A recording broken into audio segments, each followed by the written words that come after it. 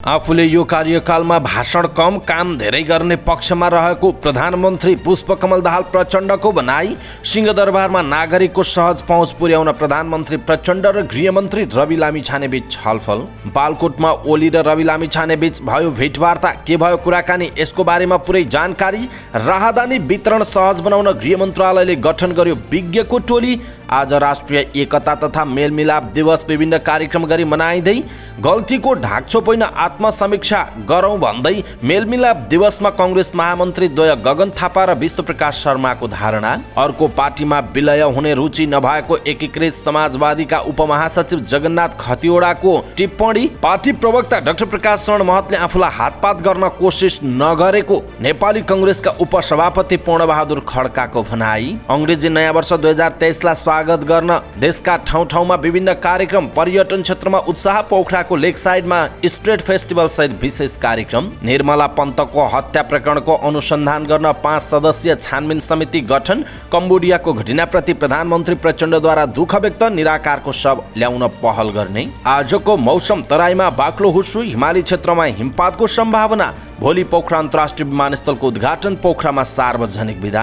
America, Switzerland र रुवान्डामा सिधा हवाई उडान सञ्चालन गर्ने नेपाल नागरिक उड्डयन प्राधिकरणको तयारी। बालुवामा खाल्डो पारेर पुरेको अवस्थामा 70बाट 8 क्विन्टल गाँजा बरामद। क्रिस्टियानो रोनाल्डो साउदीको क्लबमा आबद्ध। तलब 17.7 करोड पाउन्ड। र नेपाल T20 क्रिकेट लिगमा पोखराको दोस्रो जित। लुम्बिनी 9 विकेटले पराजित। दर्शक महानुभाव नमस्कार। समाचारपाटी.com को न्युज बुलेटिनमा यहाँलाई हार्दिक स्वागत छ। म प्रहलाद चन्द्र घिमिरे। सदाको झैँ आज पनि हामी उपस्थित भएका छौँ। आज दिनभरिका महत्त्वपूर्ण समाचार, देश तथा विदेशका महत्त्वपूर्ण खबरहरू, कहाँ के भयो दिनभर सम्पूर्ण जानकारी छोटकरीमा प्रस्तुत गर्छौँ। हामीलाई अन्तिमसम्म हेर्नुहोला। हाम्रो मेहनतका लागि यो भिडियोमा एउटा सानो लाइक अवश्य गर्नुहोला। दर्शक महानुभाव, पलपलको न्युज अपडेटका लागि हाम्रो च्यानललाई तपाईँले अहिलेसम्म सब्सक्राइब गर्नुभएको छैन भने कृपया सब्सक्राइब गर्नुहोस् अनि नजिकै आउने बेल आइकनलाई क्लिक गर्नुहोला। दैनिक रूपमा हेर्नुहुन्छ भने रेगुलर भनेर लेख्नुहोला। आज पहिलोचोटि हेर्दै हुनुहुन्छ भने फर्स्ट टाइम भनेर लेखिदिनु होला।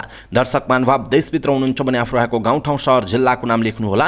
विदेशमा हुनुहुन्छ भने कुन देशबाट हेरिरहनु भएको छ त्यो कुरा तलको कमेन्ट बक्समा कमेन्ट गर्नुहोला। आउनुहोस् दर्शक महानुभाव, आजका महत्त्वपूर्ण समाचार सुरु गरौँ। भाषण कम र काम धेरै गर्ने पक्षमा रहेको प्रधानमन्त्री प्रचण्डको भनाइको प्रसङ्गबाट। प्रधानमन्त्री पुष्पकमल दाहाल प्रचण्डले यो कार्यकालमा आफूले भाषण कम र काम धेरै गर्ने बताउनु भएको छ। चितवनको नारायणी नमुना माध्यमिक विद्यालयको हिरक महोत्सवको उद्घाटन गर्दै उहाँले यसपटक भाषण कम गर्ने बताउनु भयो। मैले बाँकी जीवन सुशासन र विकासका लागि समर्पित गर्ने भनेको छु। म अहिले धेरै भाषण गर्ने मनस्थितिमा छैन। यो कार्यकाल म भाषण कम काम धेरै र जनताको सेवा धेरै गरेर प्रस्तुत हुने प्रतिज्ञा गरेको छु, उहाँले भन्नुभएको छ। प्रधानमन्त्री प्रचण्डले हरेक दिन सुशासन र विकासको पक्षमा केही न केही काम गर्दै जाने प्रतिबद्धता गरेको पनि बताउनुभयो। सुशासन कायम गर्न, भ्रष्टाचार र बेथितिको अन्त्य गर्न आफूले पहिलो मन्त्री परिषद बैठकबाट नै निर्णय गरेको भन्दै प्रधानमन्त्री प्रचण्डले जनतालाई शास्तिबाट मुक्ति राख्ने आफ्नो प्रयास हुने बताउनुभयो। उहाँले करिब 8.5 मिनेटको सम्बोधनमा सुशासन र समृद्धिको नयाँ युगको सूत्रपात गर्न सबै क्षेत्रबाट सहयोगको अपिल पनि गर्नुभएको थियो। गृहमन्त्री रवि लामिछानेले सिंहदरबारमा नागरिकको सहज पहुँच पुर्याउन प्रधानमन्त्रीसँग छलफल गर्नुभएको छ। आज बिहान प्रधानमन्त्री प्रचण्डलाई भेटेर गृहमन्त्री लामिछानेले आम नागरिकलाई सिंहदरबार प्रवेश गर्न सक्ने वातावरण बनाउन भन्दै छलफल चलाउनु भयो। हाल सिंहदरबार प्रवेशका लागि पासको व्यवस्था गरिएको छ। साथै भेटका क्रममा कोरोना संक्रमण व्यवस्थापनका लागि सीमा क्षेत्रमा सावधानी अपनाइने, हवाई र स्थल मार्गबाट आउने पर्यटकलाई ध्यानमा राखेर स्वास्थ्य डेस्क र होल्डिङ सेन्टर स्थापना गर्ने विषयमा छलफल भएको गृहमन्त्रीको सचिवालयले जनाएको छ। तराईमा शीतलहर र हिमाली क्षेत्रमा हिमपातको व्यवस्थापन सहज रूपमा गर्न आवश्यक तयारी गर्ने विषयमा पनि छलफल भएको छ। भेटका क्रममा गृहमन्त्री लामिछानेले राजस्व चुहावट नियन्त्रण गर्ने प्रतिबद्धता व्यक्त गर्दै अर्थ मन्त्रालयसँग समन्वय गरी काम अगाडि बढाउने बताउनु भएको छ।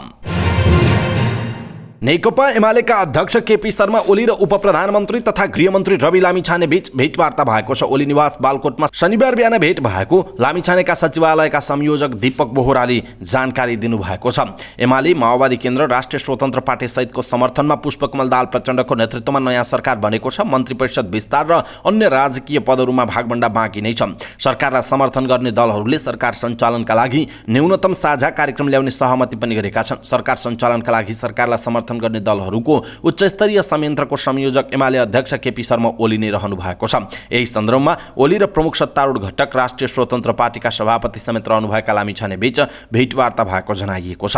भेटमा सरकारको न्यूनतम साझा कार्यक्रम र सरकारका काम कारबाही प्रभावकारी बनाउने विषयमा छलफल भएको लामिछानेको सचिवालयका संयोजक बोहराले बताउनु भएको छ। गृह मन्त्रालयले राहदानी नागरिकता र राष्ट्रिय परिचय पत्र वितरणलाई सहज बनाउन पहल थालेको छ। उल्लेखित डकुमेन्ट प्राप्त गर्न लामो र झन्झटिलो प्रक्रिया भएकाले त्यसलाई सहज बनाउन गृह मन्त्रालयले पहल थालेको हो। मन्त्रालयले महत्त्वपूर्ण परिचय पत्र वितरणमा देखिएको समस्या समाधानका लागि अध्ययन गर्न विज्ञको टोली गठन गरेको छ। सूचना प्रविधि विज्ञहरूको टोली गठन गरेर अध्ययन सुरु गरिएको गृह मन्त्रालयका प्रवक्ता सहसचिव फणेन्द्रमणि पोखरेलले जानकारी दिनुभएको छ। प्रवक्ता पोखरेलका अनुसार विज्ञको टोलीले अध्ययन सुरु गरिसकेको छ। अध्ययन प्रतिवेदनका आधारमा समस्याको समाधानतर्फ लगिने उहाँले बताउनुभयो। मन्त्रालयको जिम्मेवारी सम्हालेपछि गृहमन्त्री रवि लामिछानेले राहदानी लगायत महत्त्वपूर्ण परिचय पत्र वितरणलाई सहज बनाउने र लाइन लाग्नु पर्ने बाध्यता हटाउने बताउनु भएको थियो। उहाँले राहदानी विभागमा अनुगमन समेत गर्नु भएको छ। शनिबार मात्र प्रधानमन्त्री प्रचण्डसँग भेट गरेर नागरिकलाई सहज रूपमा सेवा दिनका लागि विज्ञको टोली गठन गरिएको विषयमा उहाँले छलफल गर्नु भएको थियो। प्रथम जननिर्वाचित प्रधानमन्त्री विश्वेश्वर प्रसाद कोइराला बीपी कोइराला आफूमाथि 8 मृत्युदण्डका मुद्दा अदालतमा चलिरहेका बेला राष्ट्रिय एकताका लागि जीवन अर्पण गर्न तयार भएर राष्ट्रिय एकता तथा मेलमिलापको नीति लिई स्वदेश फर्किएको सम्झनामा आज मेलमिलाप दिवस मनाइँदैछ। विक्रम सम्वत 2033 पुस 16 गते नेपाली कांग्रेसका संस्थापक नेता समेत रहनुभएका कोइरालाको नेतृत्वमा सर्वोच्च नेता गणेशमान सिंह, नेत्री शैलजा आचार्य, नेता खुमबहादुर खड्का, रामबाबु प्रसाई, नीलाम्बर पन्थी लगायतका नेता कार्य राष्ट्रिय एकता तथा मेलमिलापको नीति लिई करिब 8 वर्ष लामो निर्वाचित जीवन त्याग गरी स्वदेश फर्किएका थिए। भारत निर्वाचनमा रहँदा कोइराला लगायतका नेताले राष्ट्रिय एकता तथा मेलमिलापको नीति लिई आजभन्दा 46 वर्ष अघि देशको सार्वभौम सत्ता संरक्षणका लागि आजकै दिन स्वदेश फर्किएका हुन्। विक्रम सम्वत 2017 पुस 1 गतेको तत्कालीन राजा महेन्द्रको शाही कुपपछि प्रथम जननिर्वाचित प्रधानमन्त्री कोइरालालाई करिब 3 महिना सिंहदरबारमा बन्दी बनाइएको थियो। त्यसै वर्ष फागुन 26 गते सुन्दरीजल स्थित नेपाली सेनाको आर्सनलका हाकिमको निवास स्थानमा पर्खालले घेरी सुन्दरीजल बन्दी गृह बनाएर जेल स्थानान्तरण गरिएको थियो। 8 वर्षपछि विक्रम सम्वत 2025 मा उपचारका लागि बीपीलाई रिहा गरिएको थियो। रिहापछि उपचारका लागि भारत पुग्नुभएका कोइरालाले त्यहाँ निरङ्कुश पञ्चायती व्यवस्थाका विरुद्ध राजनीतिक क्रियाकलाप पनि सुरु गर्नुभएको थियो।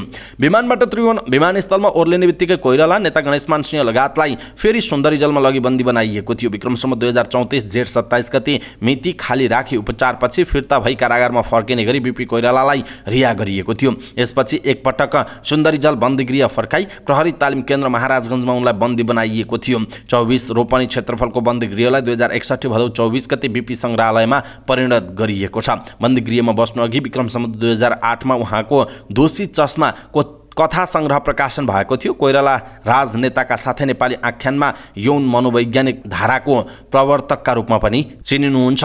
आज कांग्रेस र यसका भातृ एवं शुभेच्छुक संस्थाले देशभर विभिन्न कार्यक्रमको आयोजना गरी एकता तथा मेलमिलाप दिवस मनाइरहेका छन्। यस अवसरमा बीपी संग्रहालयले पनि कार्यक्रम गरेको जनाइएको छ। प्रत्येक वर्ष मनाइने पुस 16 गतेको मेलमिलाप दिवस औपचारिकतामा मात्र केन्द्रित भएको पनि टिप्पणी हुने गरेको छ। नेपाली कांग्रेसका महामन्त्री द्वय गगन कुमार थापा र विष्णुप्रकाश शर्माले पार्टीभित्र भएका गल्ती कमजोरीको ढाकछोप नगरी आत्मसमीक्षा गर्दै अबको बाटो तय गर्नुपर्ने बताउनु भएको छ। मेलमिलाप दिवसको अवसरमा एक विज्ञप्ति जारी गर्दै उहाँहरूले प्रतिनिधि सभाको ठूलो दल हुँदा पनि प्रतिपक्ष बन्न पुग्दा पार्टीभित्र गम्भीर असन्तुष्टि, आक्रोश र उदासी छाएको बताउनुभयो। यो क्षणमा आग्रह पूर्वाग्रहबाट मुक्त भएर समग्र घटनाक्रम र त्यसबाट उत्पन्न परिस्थितिको इमानदार समीक्षा गर्नुपर्ने थापा र शर्माले बताउनु भएको छ। जनताको मतबाट पहिलो पार्टी भए पनि गठबन्धनको सरकार बनाउन पर्याप्त गृह कार्य र सावधानी पुर्याउन नसक्दा केवल सत्ताको राजनीतिमा मात्र यो पटक पछि परेको थापा र शर्माको निष्कर्ष छ। तैपनि कांग्रेसले बेइमानी नगरेको भन्दै उहाँहरूले भन्नुभएको छ, हामी उच्च नैतिक बलका साथ दाबी गर्न सक्छौं कि निर्वाचनको बेला एउटा गठबन्धन र एउटा बाचाबन्धन गरेर जाने, तर निर्वाचनपछि अर्को बाटो हिँड्ने बेइमानी कम्तीमा हामीबाट भएन। अब कांग्रेसले सरकारलाई गुण र दोषका आधारमा मूल्याङ्कन गर्ने र जनताप्रति जवाफदेही बनाउन जिम्मेवार प्रतिपक्षको भूमिका निर्वाह गर्ने पनि उनीहरूको भनाइरहेको छ। नेकपा एकीकृत समाजवादीका प्रचार विभाग प्रमुख जगन्नाथ खतिवड़ाले सरकारमा जाने कि नजाने भन्ने विषयको छलफल पार्टीको पोलिट ब्युरो बैठकसम्म जान सक्ने बताउनुभयो। पार्टी कार्यालय आलोकनगरमा शनिबार बसेको पार्टी स्थायी कमिटिको बैठकबारे जानकारी दिँदै उपमहासचिव समेत रहनुभएका खतिवड़ाले स्थायी कमिटी सदस्यहरूले आफ्नो विचारबारे राखिरहेका छन्। भोलिसम्म बैठक चल्न सक्ने भन्दै उहाँले भन्नुभएको छ। सरकार गठन गर्दा पुरानो गठबन्धन ककसका काँड तोडियो र नयाँ सरकारबारे हाम्रो धारणा के हुनुपर्छ भनेर धारणा आइरहेको छ। सरकारमा जाने वा नजाने भन्ने विषयमा पोलिट ब्युरोमा पुगेर टुङ्गो गर्ने स्थिति पनि हुन सक्छ उहाँको भनाइ छ। एमालेको एकताबारे सोधिएको प्रश्नमा खतिवड़ाले कुनै पनि एकता गर्ने प्रस्ताव नगरेको र त्यसमा आफूहरूको रुचि नभएको बताउनुभयो। यो वा त्यो पार्टीसँग एकता गर्न लागेको भन्ने हल्ला मात्रै भएको उहाँले बताउनुभयो। औपचारिक वा अनौपचारिक दुवै कोणबाट यस्तो कुरा भएको छैन खतिवड़ाले भन्नुभएको छ। पार्टी विलय वा एकीकरण गर्ने गरी हामीले काम गरेका पनि छैनौँ, त्यसमा हाम्रो रुचि पनि छैन उहाँको भनाइ छ। वाम एकताका लागि एजेन्डाहरूमा एकता गर्ने आफूहरूको रुचि भएको समेत खतिवड़ाले बताउनुभयो। नेपाली कांग्रेसका उपसभापति पूर्णबहादुर खड्काले पार्टी प्रवक्ता डाक्टर प्रकाश शरण महतले आफूलाई हातपात गर्न कोसिस नगरेको प्रष्टीकरण दिनुभएको छ। शनिबार उहाँले ट्विटर मार्फत आफूहरू बीच मुद्दामा फरक तरिकाले बहस मात्र भएको बताउनुभयो। कांग्रेस सभापति शेरबहादुर देउवा प्रधानमन्त्री हुँदा सरकारी निवास बालुवाटारमा पार्टी प्रवक्ता र आफ्नो विषयमा सामाजिक सञ्जालमा आएका विषय सत्य नभएको पनि उहाँले बताउनु भएको छ। उपसभापति खड्काले लेख्नु भएको छ, बालुवाटारमा पार्टी प्रवक्ता डाक्टर प्रकाश शरण महतले मलाई झम्टेको हातपात गर्न कोसिस गरेको भनी सञ्चार माध्यम र सामाजिक सञ्जालमा केही दिनदेखि सम्प्रेषण भएको विषयमा मेरो गम्भीर ध्यानाकर्षण भएको छ। यो कुरा सत्य होइन, केही मुद्दामा फरक तरिकाको बहस हामी साथीहरूका बीच भएको मात्र हो उहाँको भनाइरहेको छ। अंग्रेजी नयाँ वर्ष सन् 2023 को आगमनसँगै देशको पर्यटन क्षेत्रमा नयाँ उत्साह थपिएको छ। कोभिड-19 महामारीले थलिएको पर्यटन क्षेत्र बिस्तारै लयको बाटोमा छ। पर्यटन क्षेत्रमा नयाँ वर्षले उत्साह छाएको छ। त्यसो त नयाँ वर्ष पर्यटन क्षेत्रका लागि उत्सवकै रूपमा लिइन्छ। यस अवसरमा आन्तरिक तथा विदेशी पर्यटकको चहलपहल बढ्ने भएकाले व्यवसायमा पनि सकारात्मक आशा जगाउने गरेको छ। यस्तै होटल सङ्घ पोखराहानका प्रथम उपाध्यक्ष विनायक शाहले नयाँ वर्षको पूर्व सन्ध्यामा पर्यटन क्षेत्रमा चहलपहल र गतिविधि बढेको बताउनु भएको छ। होटलको बुकिङ पनि उत्साहजनक रहेको उपाध्यक्ष शाहको भनाइरहेको छ। सन् 2022 मा 25 लाख पर्यटक धान्ने होटलको क्षमता रहेको थियो। चिनिया पर्यटक आउने वातावरण बनेको खण्डमा विदेशी पर्यटक बढ्ने उहाँको विश्वास रहेको छ। सरकारी तथ्याङ्कमा देशभर 1100 होटल छन्। हानको विवरणमा सबै खाले होटल गरी 4000 रहेको जनाइएको छ। Trekking agency association of Nepal टानका अध्यक्ष निलहरी वास्तोला पनि नयाँ वर्ष पर्यटनमा आशा जगाउने वर्ष आउने भएकाले महामारी पछिको पर्यटनलाई पुनरुत्थानको गतिमा हौसला प्रदान गर्न मद्दत पुग्ने विश्वास व्यक्त गर्नु भएको छ। कञ्चनपुरकी 13 वर्षीय बालिका निर्मला पन्तको बलात्कारपछि हत्या भएको घटनाको अनुसन्धानका लागि नेपाल प्रहरीले प्रहरी नायब महानिरीक्षक डिआइजी पूजा सिंहको नेतृत्वमा 5 सदस्यीय छानबिन समिति गठन गरेको छ। नेपाल प्रहरीका केन्द्रीय प्रवक्ता प्रहरी नायब महानिरीक्षक टेक प्रसाद राईले घटनाको अनुसन्धानका लागि डिआइजी सिंहको नेतृत्वमा 5 सदस्यीय छानबिन समिति गठन गरेको जानकारी दिनुभयो। उहाँले प्रहरी उपरीक्षक हुँदा यस घटनाको अनुसन्धानमा खटिनु भएको थियो। डिआइजी सिंह अहिले प्रहरीको केन्द्रीय अनुसन्धान ब्युरो सीआईबीमा कार्यरत रहनु भएको छ। गृहमन्त्री रवि लामिछानेको निर्देशन बमोजिम गठित समितिमा सीआईबीकै प्रहरी उपरीक्षक कमल थापा, प्रहरी निरीक्षक धीरेन्द्र रोकाय लगायत केही चिकित्सक सहभागी रहेको जनाइएको छ। प्रधानमन्त्री पुष्पकमल दाहाल प्रचण्डले कम्बोडियाको क्यासिनोमा भएको आगलागीको घटनाप्रति दुःख व्यक्त गर्नुभएको छ। घटनामा मृत्यु भएका एक नेपाली सहित 19 जना श्रद्धाञ्जली व्यक्त गर्दै परिवारजनमा समवेदना प्रकट गर्नुभएको छ। आगलागीमा परेर झापाको बित्तामोड नगरपालिका एक घर भएका 40 वर्षीय निराकर पाण्डे सहित 19 जनाको निधन भएको थियो। प्रधानमन्त्री प्रचण्डले पाण्डेको शव नेपाल ल्याउनका लागि पहल गर्ने बताउनु भएको छ। उहाँले सम्बन्धित निकायलाई परिचालन गर्न मुख्य सचिवलाई भनेको उल्लेख गर्नु भएको छ। आज पनि मौसममा आंशिक बदली भएको छ। तराईका केही भूभागमा हुस्सु कुहिरो लागेको अवस्था छ। आज दिउँसो बागमती प्रदेश र गण्डकी प्रदेशका पहाडी भूभागमा आंशिकदेखि सामान्य बदली हुनेछ भने बाँकी भूभागमा मौसम सामान्यतया सफा रहने मौसम पूर्वानुमान महाशाखाले जनाएको छ। महाशाखाका अनुसार प्रदेश 1 बागमती प्रदेश र गण्डकी प्रदेशका पहाडी भूभागका 1-2 स्थानमा भने हल्का वर्षाको सम्भावना रहनुका साथै हिमाली भूभागका थोरै स्थानहरूमा हल्का हिमपातको सम्भावना रहेको छ। शनिबार राति पनि प्रदेश 1 बागमती गण्डकी र कर्णाली प्रदेशका हिमाली भूभागका 1-2 स्थानमा हिमपातको सम्भावना रहेको छ। आज तराईका केही ठाउँमा बाक्लो हुस्सु लागेकाले सवारी र सडक यातायात प्रभावित भएको जनाइएको छ। 50 वर्ष अघि पोखरेलले देखेको सपना आइतबार पूरा हुने भएको छ। 5 दशक लामो उतार चढापछि पोखरा अन्तर्राष्ट्रिय विमानस्थल आइतबार प्रधानमन्त्री पुष्पकमल दाहाल प्रचण्डले उद्घाटन गर्ने कार्यक्रम छ। यही खुसीमा पोखरा महानगरपालिकाले आइतबार सार्वजनिक बिदा दिएको छ। आइतबार अमरसिंह चोकदेखि विमानस्थलसम्म विभिन्न जात जातिको सांस्कृतिक झाँकीसहित र्याली निकाल्ने तयारी छ। विमानस्थलको परिकल्पना गरी जग्गा अधिग्रहण सुरु गरेका तत्कालीन अञ्चलाधीश शङ्कर राज पाठकलाई अभिनन्दन गर्ने कार्यक्रम छ। उहाँसँगै तत्कालीन प्लानर पदमबहादुर छेत्रीलाई पनि अभिनन्दन गर्ने कार्यक्रम थियो, तर उहाँ उपचारका लागि बाहिर रहनु भएको छ। शुभारम्भ समारोहमा प्रधानमन्त्रीसँगै उपप्रधानमन्त्री तथा अर्थमन्त्री विष्णु पौडेल, विभिन्न राजनैतिक दलका शीर्ष नेताहरू, उद्योगी तथा पर्यटन व्यवसायीको बृहत सहभागिता रहने पोखरा अन्तर्राष्ट्रिय विमानस्थलका निर्देशक विक्रम गौतमले बताउनुभयो। फेब्रुअरी 23 देखि दैनिक 18 घण्टा उडान हुने उहाँले बताउनु भएको छ। नेपाल नागरिक उड्डयन प्राधिकरण, प्रदेश सरकार, पोखरा महानगरपालिका, पोखरा पर्यटन परिषद लगायत पर्यटन सङ्घ संस्थाहरूको सहभागितामा उद्घाटन हुने उहाँले बताउनु भएको छ।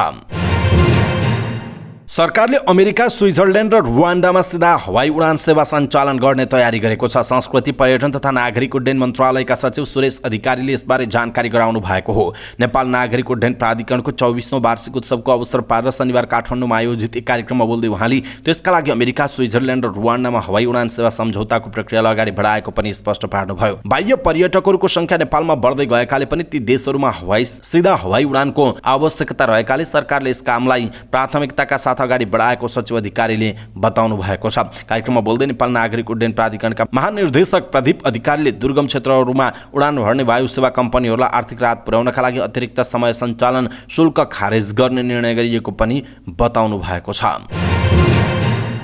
सप्तरीमा बालुवामा खाल्डो खनेर पुरेको अवस्थामा प्रहरीले 8 क्विन्टल भन्दा धेरै गाँजा बरामद गरेको छ। हनुमाननगर कङ्कालिनी नगरपालिका वडा नम्बर 1 कोशी ब्यारेजको गोलघरदेखि झण्डै 500 मिटर उत्तर पूर्व कोशी भङ्गालको पूर्वी टापुमा खाल्डो खनेर पुरेको अवस्थामा 8 क्विन्टल 10 किलो गाँजा बरामद भएको सप्तरीका प्रहरी प्रमुख प्रहरी उपरीक्षक अविनारायण काफ्लेले जानकारी दिनुभयो। खाल्डो खनेर ठूलो मात्रामा गाँजा राखेको सूचनाको आधारमा जिल्ला प्रहरी कार्यालयबाट खटिएको प्रहरीको टोलीले गाँजा बरामद गरेको हो। बालुवा खनेर एक ठाउँमा 12 बोरा, दोस्रो ठाउँमा 9 बोरा र तेस्रो ठाउँमा 6 बोरा गरी 27 वटा बोरामा गाँजा भेटिएको थियो। 27 वटा बोरामा भेटिएको गाँजाबारे थप अनुसन्धान भइरहेको सप्तरी प्रहरीले जनाएको छ। पोर्चुगलका स्टार फुटबलर 37 वर्षीय क्रिस्टियानो रोनाल्डो साउदी अरेबियन टोली अल नासर क्लबसँग आबद्ध भएका छन्। म्यान्चेस्टर युनाइटेड छोडेपछि रोनाल्डोले सन् 2025 सम्मका लागि साउदी क्लब नासरसँग वार्षिक 17.7 करोड पाउन्डमा सम्झौता गरेका हुन्। रोनाल्डोको तलब विश्व फुटबल इतिहासकै सबैभन्दा धेरै भनिएको छ। रोनाल्डोलाई यसअघि साउदीकै अर्को क्लब अल हिलालले पनि भित्र्याउने प्रयास गरेको थियो, तर सफल भएन। अन्ततः रोनाल्डो साउदीकै नासरसँग अनुबन्ध भएका छन्। रोनाल्डो अनुबन्ध भएको क्लब साउदीको चर्चित क्लब हो, जसले 9 पटक साउदी लिग जितेको छ। रोनाल्डोलाई भित्राएपछि क्लबले नयाँ इतिहासको सुरु भएको बताएको छ। रोनाल्डोले पनि क्लबमा आबद्ध भएपछि फरक देशमा नयाँ फुटबल लिग अनुभव गर्न आफू उत्सुक रहेको बताएका छन्। एक विवादास्पद अन्तर्वार्ताका कारण रोनाल्डोले केही समय अघि मात्र म्यान्चेस्टर युनाइटेड छोडेका थिए। र नेपाल T20 क्रिकेट लिगमा पोखरा एभेन्जर्सले दोस्रो जित निकालेको छ। कीर्तिपुर क्रिकेट मैदानमा आज भएको पहिलो खेलमा पोखराले लुम्बिनी अल स्टार्सलाई 9 विकेटले हराएको हो। लुम्बिनीले दिएको 128 रनको लक्ष्य पोखराले 18 ओभर 2 बलमा 1 विकेट गुमाएर भेट्टाएको हो। पोखराका आरिफ शेख र आसिफ शेखले दोस्रो विकेटका लागि 95 रनको साझेदारी गरे। आसिफ 77 रन र आरिफ 26 रनमा अभिजित रहे। सुमित महर्जन 13 रनमा आउट भए। लुम्बिनीका किशोर महतोले 1 विकेट लिए। त्यसअघि पहिला ब्याटिङ गरेको लुम्बिनीले 19 ओभर 5 बल अल आउट हुँदै 127 रन बनाएको थियो। लुम्बिनीका हरमित सिंहले 38 तथा शार्ली भानले 16 रन बनाए। पोखराका विपिन खत्री र जाहिर खानले समान 3-3 तथा आरिफ शेख, तुलबहादुर थापा र सिद्धान्त लोहनीले समान 1-1 विकेट लिए। 5 खेलमा अपराजित लुम्बिनी 6औं खेलमा पोखरासँग हारेको हो। लुम्बिनी 6 खेलमा 10 अङ्कका साथ अङ्क तालिकाको शीर्ष स्थानमा कायमै छ। 7 खेलमा 2 खेल जितेको पोखरा 4 अङ्कका साथ 5औं स्थानमा छ। आज उनले दोस्रो खेलमा जनकपुर रोयल्स र विराटनगर सुपर किङ्स खेलेको जनाइएको छ। अवस्था दर्शक महानुभाव, आजका महत्त्वपूर्ण समाचार, ब्रेकिङ न्युज अपडेट लगायत तपाईँलाई काम लाग्ने हेर्नै पर्ने महत्त्वपूर्ण खबरहरू यति नै। हामीले प्रस्तुत गरेका यी समाचारहरूप्रति तपाईँको धारणा के छ? आफ्नो धारणा तलको कमेन्ट बक्समा कमेन्ट गर्नुहोला। हाम्रो मेहनतका लागि यो भिडियोमा एउटा सानो लाइक अवश्य गर्नुहोला। दर्शक महानुभाव, पलपलको न्युज अपडेटका लागि हाम्रो च्यानललाई तपाईँले अहिलेसम्म सब्स्क्राइब गर्नुभएको छैन भने कृपया सब्स्क्राइब गर्नुहोस् अनि नजिकै आउने बेल आइकनलाई क्लिक गर्नुहोला। पलपलको न्युज अपडेटका साथ फेरि हाम्रो भेट हुनेछ। तपाईँ समाचार पार्टी हेर्दै गर्नुहोस्। नमस्कार।